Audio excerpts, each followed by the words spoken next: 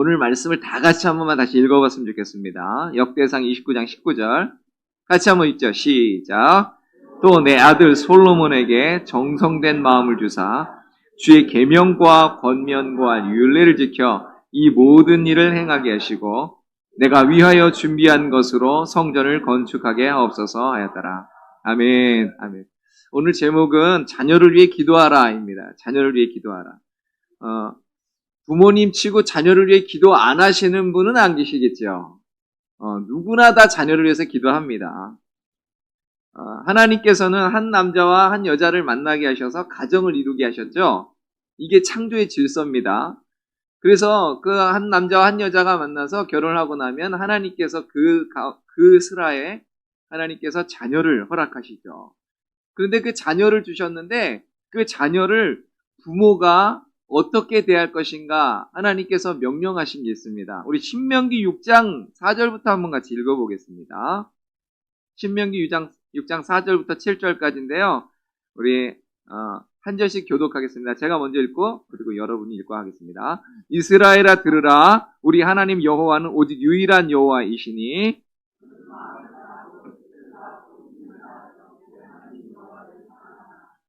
오늘 내가 내게 명하는 이 말씀을 너는 마음에 새기고 앉았을 때든지 길을 갈 때든지 누워있을 때든지 일어날 때든지 이 말씀을 강론할 것입니다. 아멘. 아멘. 여러분 7절 말씀을 잘 보세요. 내 자녀에게 부지런히 가르치며 부지런히 가르치래. 누가요? 부모가. 그리고 집에 앉았을 때든지 길을 갈 때든지 누워있을 때든지 무슨 말입니까? 항상 언제나 어디서나 이 말씀을 어떻게 하라고요? 강론할 것이며 가르치랍니다. 누가요? 부모가 그렇게 하라는 겁니다. 이것이 부모가 하나님께로부터 받은 명령이에요.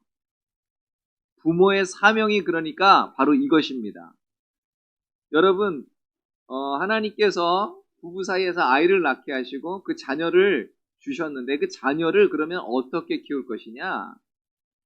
바로 이렇게 키우라는 거예요. 그래서 에베소서 6장 4절도 한번 같이 보겠습니다. 시작.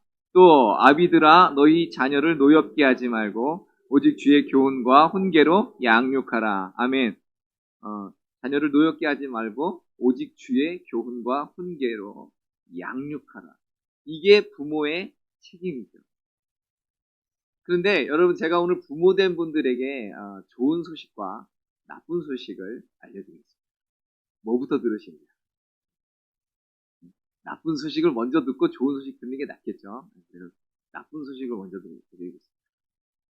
나쁜 소식은 여러분 우리가 자녀를 양육함에 있어서 날마다 실패를 경험할 것입니다. 나쁜 소식. 네.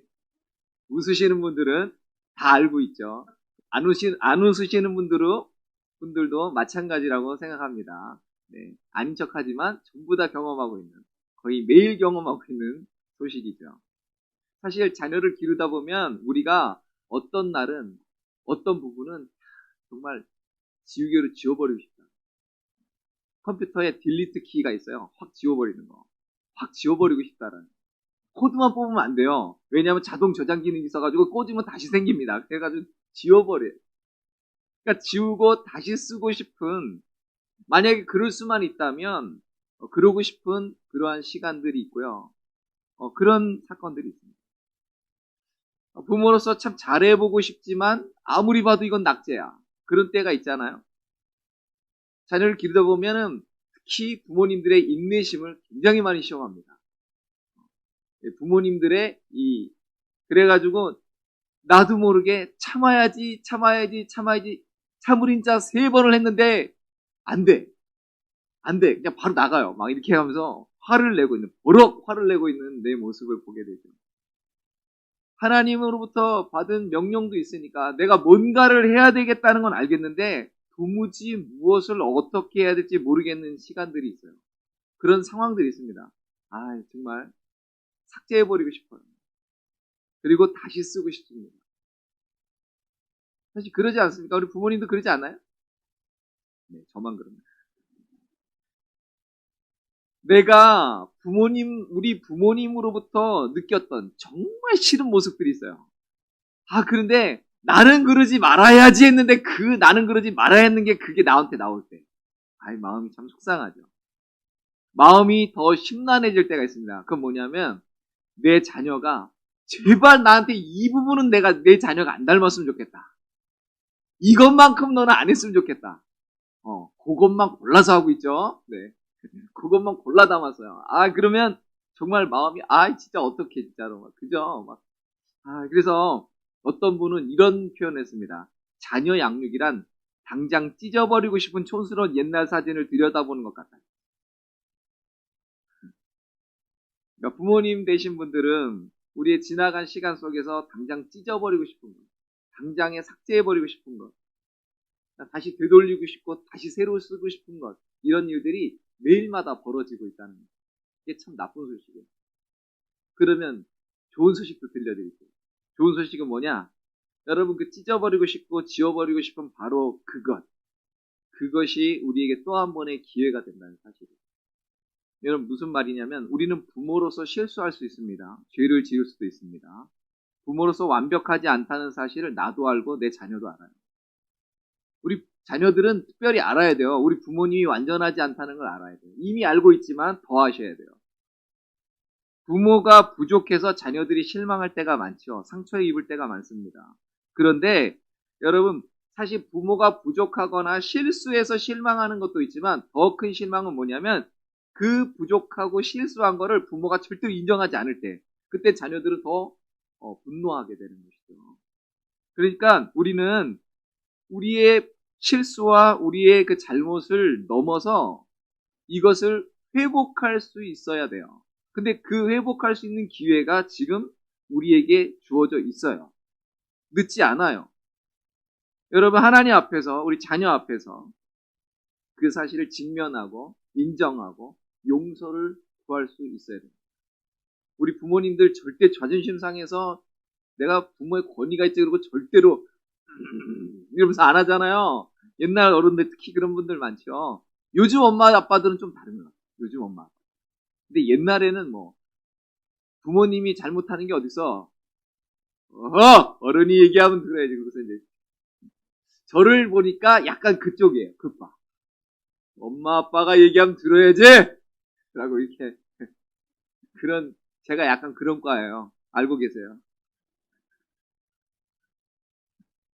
그래서 저희 아이들을 제가 그렇게 키웠어요. 그래서 참 어떤 때 좀 미안하죠. 그래서 제가 가끔 그런 생각이 들 때도 있고 또 그런 얘기를 많이 들어요. 이제 너무 늦은 것 같다. 조금 늦은 것 같습니다. 우리 애들이 그러기엔 너무 커버린 것 같아요. 근데 여러분 그렇지 않아요. 다시 시작할 수 있어요. 아직 안 끝났어요. 그 이유가 뭐냐면 여러분 하나님이 살아계시기 때문에 그래요. 그 하나님이 살아계시기 때문에 살아계신 하나님께서 우리 삶 가운데 여전히 역사하실 거라는 거죠. 여러분 우리 하나님은 전능하십니다. 모든 것을 그 마음 원대로 하실 수 있는 하나님이십니다. 근데 그 하나님이 어제나 오늘이나 영원토록 동일하신 하나님이십니다. 애들 다 커가지고 이제 시집장가 다 가서 이제 손주 봤는데 무슨 제 손 떠난 지 오래입니다. 이런 분들 계시죠? 여러분 아니에요. 저를 보니까 아니에요. 제가 50이 좀 훌쩍 넘었잖아요. 그런데도 불구하고 감사합니다. 50이 안 넘은 걸로 여겨주셨습니다. 30대로 보시는 분들도 계셔요. 죄송합니다. 애들 다 커가지고 내 손 다 떠났어. 이런 분들도 있는데 여러분 그렇지 않아요. 제가 50이 넘었음에도 불구하고 저는 여전히 저희 부모님 세대가 어떻게 하는지 보고 있어요. 자, 여전히 우리 부모님 보고 있어요. 우리 부모님들이 기도하시는 모습을 지금도 보고 있고요. 저희 부모님들이 하나님의 뜻대로 살려고 하는 모습을 저는 지금도 보고 있어요. 지금도 배워요. 지금도 그것에 영향을 받습니다. 나이가 60이 넘어도 70이 넘어도 상관없어요. 부모님을 보게 돼 있어요. 늦지 않았습니다. 가장 늦다고 할 때가 제일 빠른 거예요. 여러분 오늘이 제일 젊은 거 아세요? 우리 인생에서 오늘이란 날이 내 인생에서 제일 젊은 날이에요. 그러니까 하루라도 젊을 때 고치세요. 인정하세요. 잘못했어요. 그리고 여러분, 우리 자녀들도 잘 들으시기 바래요. 우리 부모님들도요, 언제 키워봤나요? 처음 키워봐요. 나도 우리 애들 처음 키워봤어요. 그러니까 자녀를 근데 뭐 한 몇 명 나면은 익숙해질 것 같잖아요. 근데 익숙해지는 부분도 분명히 있어요. 그런데 당치 안 익숙해지더라고요. 늘 새로워요. 저는요, 우리 아이들 셋이 있는데 이 셋이 다 달라요. 그래가지고 아유, 이거 막 헷갈려요. 특히 우리 첫째하고 저 막둥이하고요, 어렸을 때 사진, 제가 사실은요, 그 사진을 찾아보려고 했는데 도대체 어디다 놨는지 모르겠어요, 이 사진을. 근데 둘이 이렇게 갖다 놓으면요, 이게 누군지 몰라요. 구분을 잘 안 돼요. 첫째하고 이 막둥이하고 어렸을 때 사진 놓으면 둘이 똑같아요. 그래가지고 완전히 헷갈려요. 그런데 희한한 건 얘네 둘이 성향이 완전히 달라요. 그래가지고 늘 새로워. 늘 새로워요. 여러분, 중요한 거는 우리 부모님들은요, 실수할 수 있잖아요. 잘못할 수 있죠. 근데 그 잘못을 인정하고 용서를 구하고 부모가 변하려고 하는 이 모습을 자녀들에게 계속 보여주면 우리 자녀들도 그걸 보고 배운다는 거예요. 자기가 실수했을 때 어떻게 해야 되는지, 어떻게 사과하고 어떻게 용서를 구해야 되는지, 어떻게 다시 시작해야 되는지 보고 배운다는 거예요. 그러니까 우리 부모 세대들은 계속해서 그걸 인정하고 그렇게 할 수 있어요. 그리고 그렇게 하셔야 돼요. 혹시 도무지 어떻게 해야 될지 모르겠어요라고 하는 부모님들 계시죠? 그런 때가 있죠. 여러분, 그래서 제가 가장 좋은 소식을 하나 알려드리겠습니다. 우리 부모님이 도대체 어떻게 할지 모를 때 어떻게 할까요? 여러분, 부모가 자녀를 위해서 기도합니다. 우리 예수님께서 이런 말씀하셨어요. 누가복음 23장 27절에 우리 같이 한번 읽어볼까요? 시작. 또 백성과 및 그를 위하여 가슴을 치며 슬피 우는 여자의 큰 무리가 따라오는지라. 예수께서 돌이켜 그들을 향하여 이르시되 예루살렘의 딸들아, 나를 위하여 울지 말고 너희와 너희 자녀를 위하여 울라. 아멘. 여러분, 우리 부모는 결코 완벽해질 수는 없어요. 그러나 자녀를 위해 울며 기도하는 부모는 될 수 있습니다. 부모가 자녀에게 해줄 수 있는 최고의 선물이 뭔지 아십니까? 그건 기도예요. 그리고 그 기도는 부모의 특권입니다. 여러분, 그 특권을 빼앗기지 않으시기 바랍니다. 여러분, 어제 어린이날이라고 자녀들한테 또는 조카들한테 우리 손주들한테 뭔가 선물을 하셨을 것입니다. 떼어 먹으셨구나. 하셨죠? 근데 그것만 하시면 안 돼요. 그것 보호하셔야 돼요.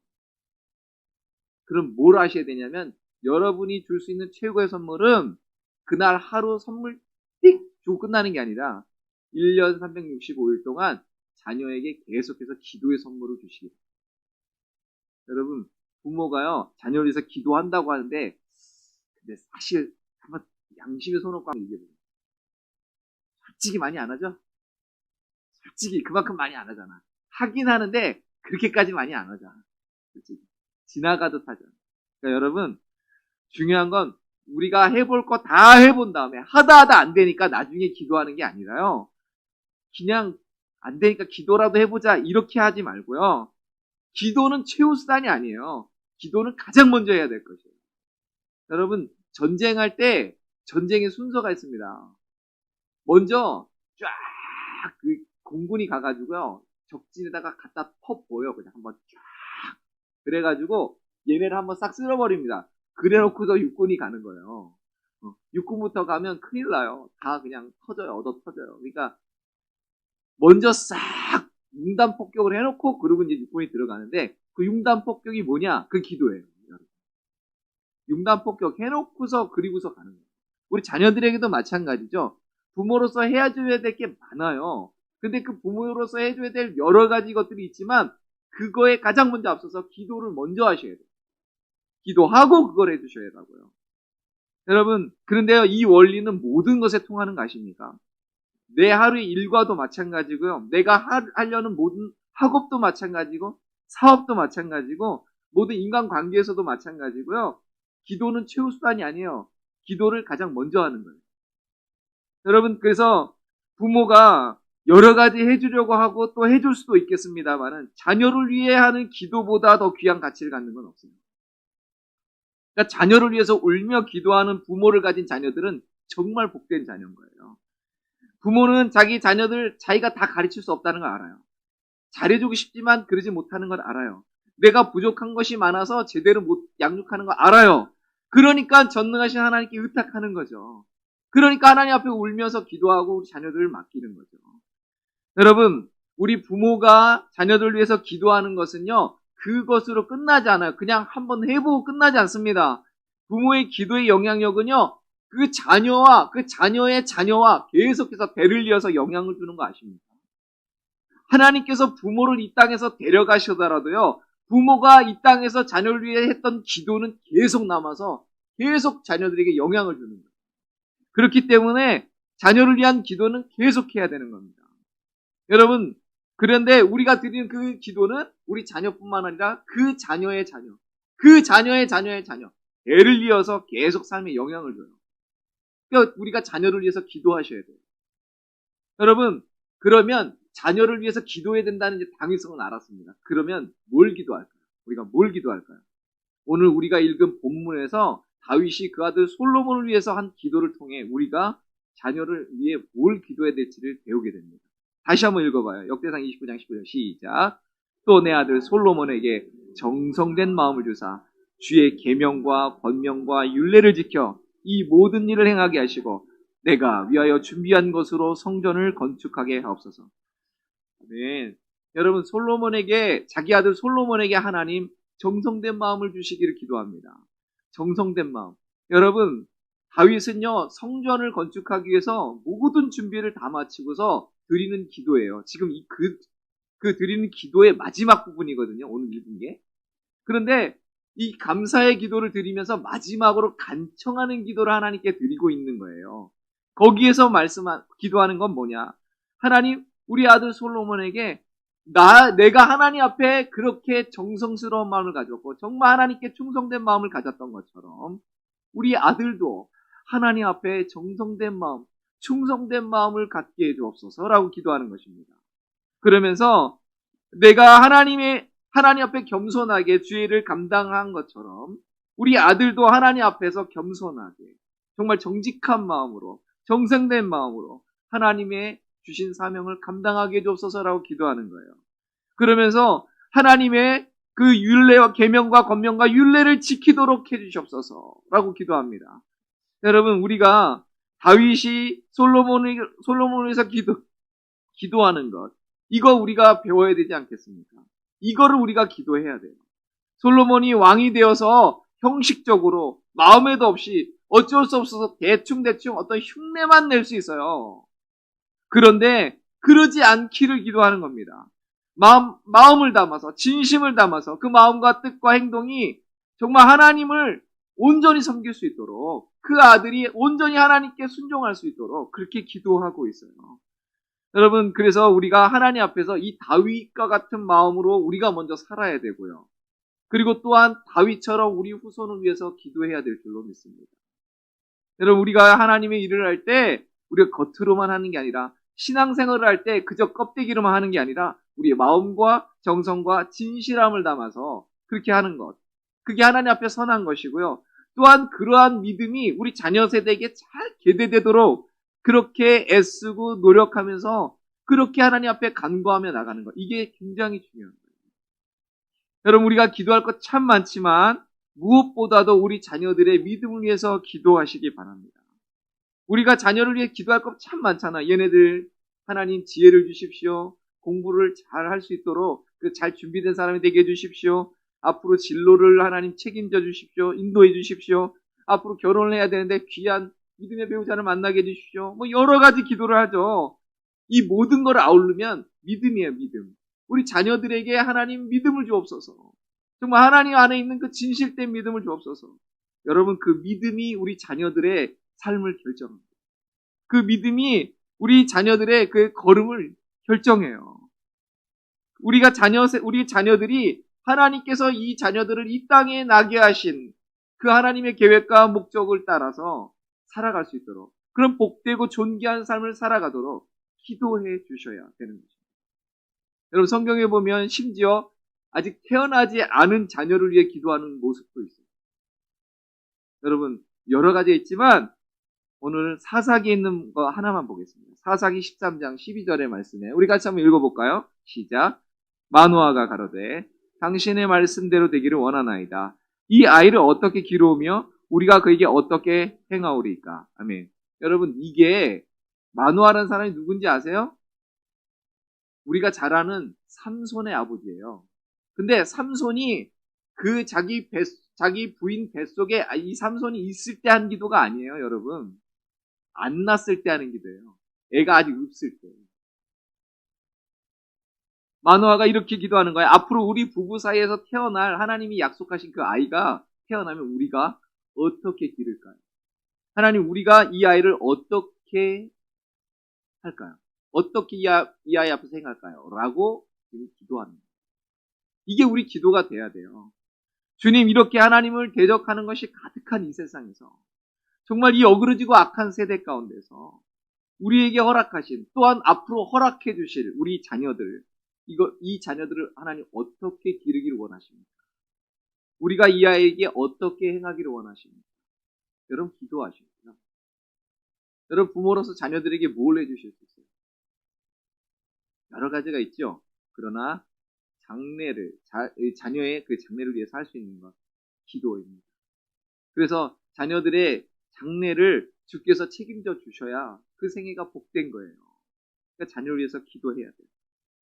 제가 기도에 아주 귀한 교훈을 하나 좀 소개하려고 합니다. 그게 뭐냐면 한번 사서 읽어보실 수 있으면 좀 읽어보시면 좋겠어요. 마크 배터슨이라고 하는 목사님이 쓴 자녀의 삶의 기도의 울타리를 쳐라라고 하는 그 기도예요. 근데 여기에 혼이 이야기라는 게 나옵니다. 제가 그 부분만 좀 소개를 하려고 해요. 이 목사님이 이 이야기를 어디서 읽었냐면 전설의 책이라고 탈무드와 미드라시를 편집해 놓은 책이 있는데 거기에 있는 이야기를 읽다가 자기가 기도에 대한 새로운 방법을 배우게 되었다는 거예요. 그거를 한번 읽어볼게요. 제가 전문을 실어놨으니까 눈으로 따라 보시면서 한번 읽으시면 좋겠습니다. 이스라엘에 1년 내내 비가 한 방울도 내리지 않았다. 하늘에는 구름 한 점 없었고 우물은 모두 말라버렸다. 나무들도 말라 죽었고 강물도 모두 말라버렸다. 메마른 땅이 먼지만 날리고 있었다. 사람들은 목이 말라 죽을 지경이 되었다. 그들은 한 목소리로 하나님께 기도하기 시작했다. 하나님, 비를 내려주세요.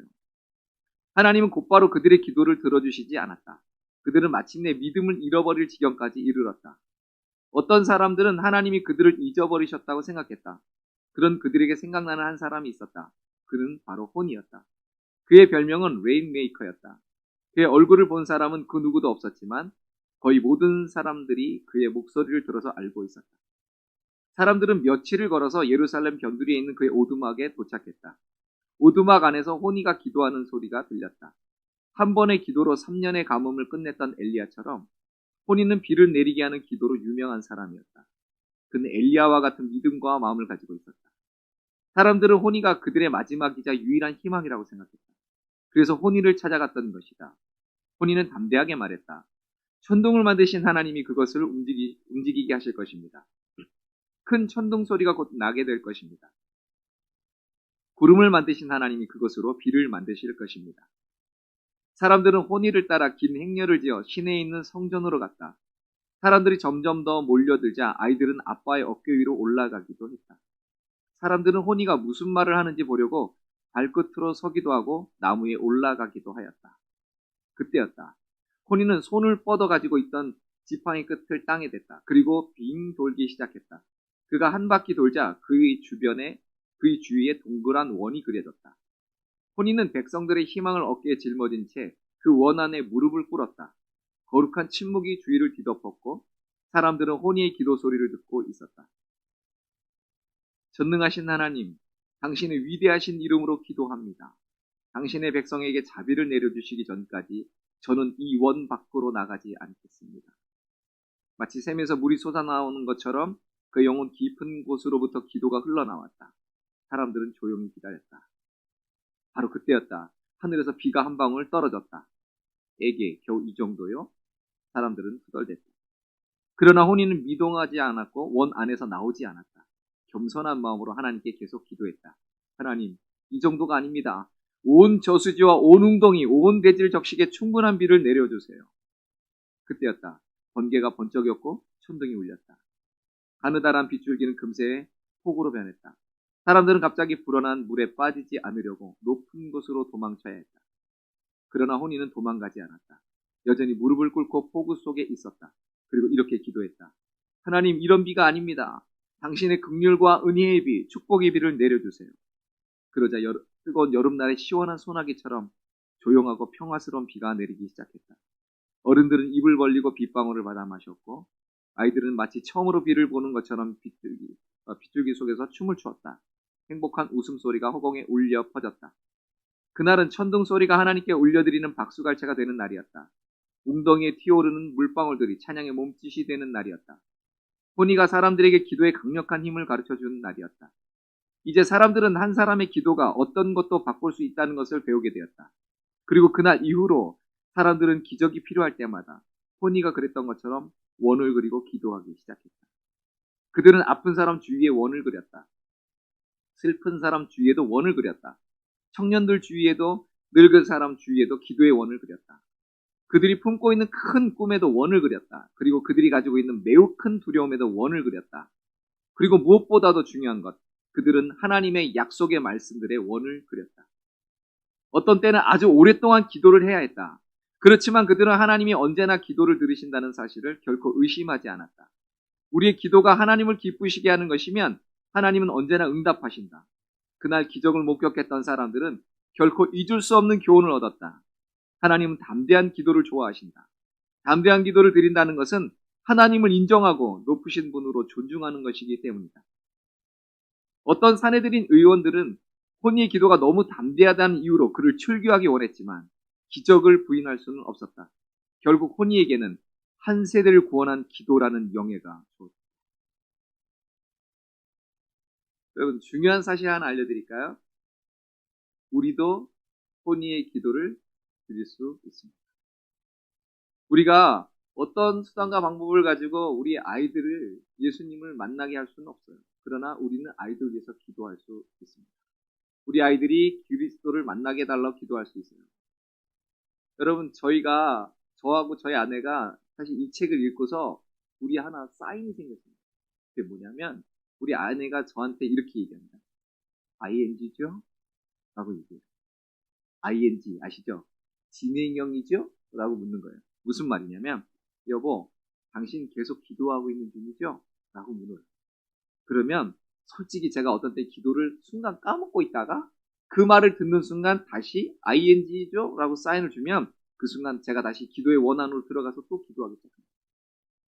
여러분, 여러분도요, 계속해서 기도에 서로 그 자극을 줄 수 있는 기도의 파트너를 만드세요. 부부 사이에서 하면 가장 좋지만 그렇지 않으면 여러분 구역 식구들끼리, 세런들끼리 그렇게 하세요. 그래서 기도의 파트너를 만드시고 계속해서 자극을 주세요. 기도의 원 속에 있나요? ING인가요? 계속 자극을 줘보세요. 그래서 서로가 서로를 자극해서 기도하도록 하는 겁니다. 여러분, 기도의 원을 그린다는 게 무슨 말이냐면 쉬지 않고 기도한다는 겁니다. 하나님께서 응답하실 때까지 기도한다는 겁니다. 집중적으로 더 꾸준하게 기도한다는 겁니다. 가능하면 빨리가 아니라 얼마가 걸리든지 멈추지 않고 기도한다는 겁니다. 그게 기도의 원을 그린다는 거예요. 여러분, 우리 풍성한교회 성도들이 정말 너무 일당백이고 너무 좋은데 하나가 부족해요. 그게 뭐냐? 여러분, 이 기도의 원이 우리 안에 이렇게 흐린 것 같아요. 여러분, 우리 모두가 다 이 기도의 원을 좀 그렸으면 좋겠습니다. 그래서 여러분 계속 있는 자리에서 그 기도를 하셔야 돼요. 특별히 여러분 사업장에 기도의 원을 그리십시오. 여러분 직장에 기도의 원을 그리십시오. 여러분 직장 동료에게, 여러분 직장 상사에게, 하급자에게 여러분 기도의 원을 그리셔야 돼요. 여러분 거래처에 기도의 원을 그리셔야 돼요. 우리 학생들은 여러분의 학교에 기도의 원을 그리셔야 돼요. 여러분의 선생님에게 기도의 원을 그리셔야 돼요. 여러분의 친구에게 기도의 원을 그리셔야 돼요. 여러분, 무엇보다도 우리 부모들은 자녀에게 기도의 원을 그리시기 바랍니다. 그래서 여러분 자녀의 기도의 원을 그리셔서 계속 기도하고 계셔요. 나는 아직 자녀가 없는데요. 아까 말씀드렸잖아요. 태어나기 전인 우리 자녀를 위해서 기도하시다니까요. 아까 우리가 불렀던 찬양 중에요. 거기에 이런 것도 있어요. 또 우리 자손들 참도를 지키며 이런 말 있죠. 거기에 그게 원래 무슨 가사냐면요. 아직 태어나지 않은 우리 자손들이란 뜻이에요. 영어 가사를 한번 보십시오. 그럼 그렇게 돼 있어요. 그러니까 자손들을 위해서, 태어나지 않은 자손들을 위해서, 대대손손을 위해서 여러분 기도의 원을 그리고 계셔야 돼요. 제가 자녀들을 위해서 기도할 도움이 될 만한 팁을 하나 좀 드리겠습니다. 이거 내가 우리 자녀에게 기도의 원을 그리는 것으로 아시고 이 기도를 한번 드려보시기 바라요. 한번 읽어보겠습니다. 첫 번째부터 쭉 볼게요. 시작. 자녀들이 그리스도를 더 잘 알 수 있는 지혜를 얻기를 기도하라. 기도문입니다. 시작. 하나님께서 모든 지혜의 근원 되심을 감사합니다. 저는 이제 제 자녀가 주님을 더 많이 알 수 있는 지혜로 채워지기를 기도합니다. 무엇보다 그의 마음이 주님께로 향해지기를 기도하고 단순히 머리로 아는 것으로 그치는 것이 아니라 마음 깊은 곳에서 주님을 체험하게 되기를 기도합니다. 사도 바울이 주님을 그리고 부활의 능력을 더 깊이 알게 해달라고 열심을 다해 기도했던 것처럼 제 자녀의 마음도 이와 같은 소망으로 채워지게 하옵소서. 제 자녀들이 당신과 더욱더 가까워지게 하옵시고 무엇보다 그리스도 안에 있는 생명의 능력을 알기 위해선 그들의 욕심을 먼저 내려놓아야 함도 알게 하옵소서. 그리하여 그리스도와 함께 십자가에 못 박혀 죽으면서도 온전히 하나님 안에 살아있는 것이 어떤 것인지 깨닫게 하소서. 그들이 더욱 자라나며 그들의 삶 가운데 더욱 주님을 알아가게 붙들어 주옵소서. 무엇보다 그들의 마음을 지켜 주옵소서. 두 번째, 그들의 소명을 알 수 있도록 기도하라. 주님, 우리 모두는 절망으로 가득 찬 세상에 살고 있고 너무나 많은 이들이 우울증과 패배감에 젖어 있습니다. 주님, 이 세상에서 부디 저희 자녀의 영혼을 희망과 기쁨, 평화로 가득 채우소서. 성령의 능력으로 그들을 희망으로 가득 채우시기를 기도할 때 절망과 낙담의 파도가 그들을 덮칠지라도 그들은 희망을 기억할 것입니다. 당신께서 가진 계획이 그들에게 무익한 것이 아닌 번영케 하는 것임을 기억하게 하옵소서. 오직 당신으로부터 오는 희망으로 날마다 그들의 영혼을 채우시고 그들 마음이 당신을 향한 간절한 기대로 가득 차기를 인도하옵소서. 세 번째, 그들이 사랑에 깊이 뿌리를 내릴 수 있도록 기도하라.